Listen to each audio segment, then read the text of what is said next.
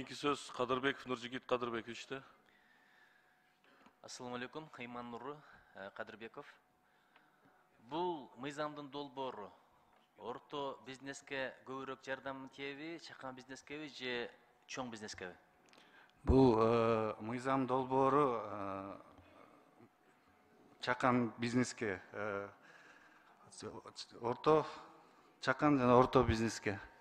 Эгерде 5-тен 15ге чейин адам жалдаган ишкана болсо, бизнес болсо, 27,5-дан 22-ге чыгат, туурабы? 5-25%. Эмеден жумуш берүүчүдөн жумуш берүүчү 17,25% болуп атпайбы бүгүнкү күндө.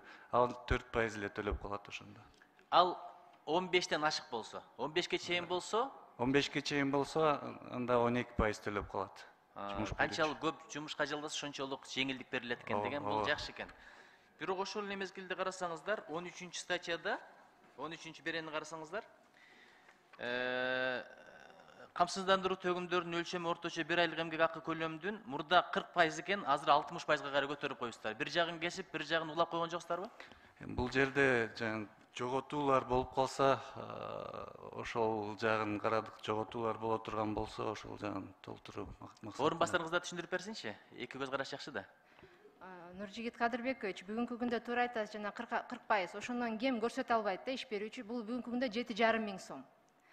Анан чынын айтайлы 80% чакан жана орто бизнес ошону көрсөтүшөт да. Баарына 7,5. Бишкекте дагы, Ошто дагы. Баарыбыз билебиз, 7,5 миң сом деген эмгек акы жок бүгүнкү күндөчү, андан көбүрөөк болот. Ошондуктан биз баягы жоготуулар санаганда чакан жана орто бизнес дароо эле чыга калбайт. Биз биринчи, экинчи жылы жоготуулар болот. 400 миллионго чукул жоготуулар болот да. Ошонун кичине баягы көлөмүн азайтуу үчүн биз ошону 40 эмес 60%га көтөрүп атабыз. Ошондо 11 миң болот. Биз ойлойбуз, бул 11 миң дагы баягы орто эмгек акыдан бир топ эле аз, ошондуктан баягы көтөрүмдүү болот. Бирок ошол эле учурда биз мындайча айтканда баягы адилеттүү, добросовестный плательщиктерге стимул берип атабыз. Буга чейин баягы орто эмгек акыны 40 миң, 30 миң, 20 миң деп көрсөтүп келгендерге алгылыктуу пайызын түшүрүп берип атабыз. Анан баягы жанагындай жашынып келгендерди бир аз баягы көтөрүп атабыз да. Балким алар ошол боюнча жашырып калат, ошондуктан алардын 60%, 20% разницасы ошо жана жоготууларды жаап кетет деген максат менен. 11 миң орто эсеп менен го, анткени мен атайын эсептеп чыктым, Бишкекте 14 миң сом түшөт экен, 60 болсо. Бизде орто эмгек акы баягы регион боюнча. Мисалы бир айыл жергесинде 8 миң, 9 миң алган бар да, ошондон 60% болот да. Бул дагы мисалы Бишкектин ставкасын биз ошол эле мисалы нарынга эмете албайбыз да, келтире албайбыз. Ошондуктан баягы региондо кайсыл орто эмгек акы болсо, ошодон 60% болот. Эми баягы кысылгандан кыз болдум дегендей, айла жоктон кызматкерлердин санын азайтып көрсөтүп жүргөндөр бар да. Эми кызматкерлердин реалдуу санын аныктоо боюнча ким аныктайт, кантип аныктайсыздар? Тилекке каршы бул да чоң проблема болуп атат, Нуржигит Кадырбекович. Баягы иш берүүчүлөрдүн баары айтат 5ке чейин эле меники депчи. Бирок биздин эсептер боюнча 70% 15 деп, бирок аларды жашырып келишет да.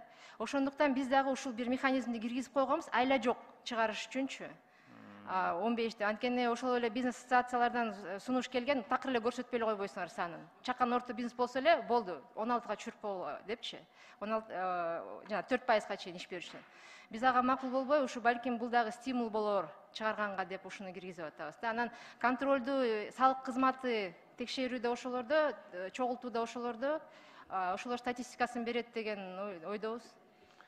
Ошол кызматкерлердин, жумушчулардын реалдуу санын аныктоо боюнча бир атайын өзүңөрдүн методикаңар барбы?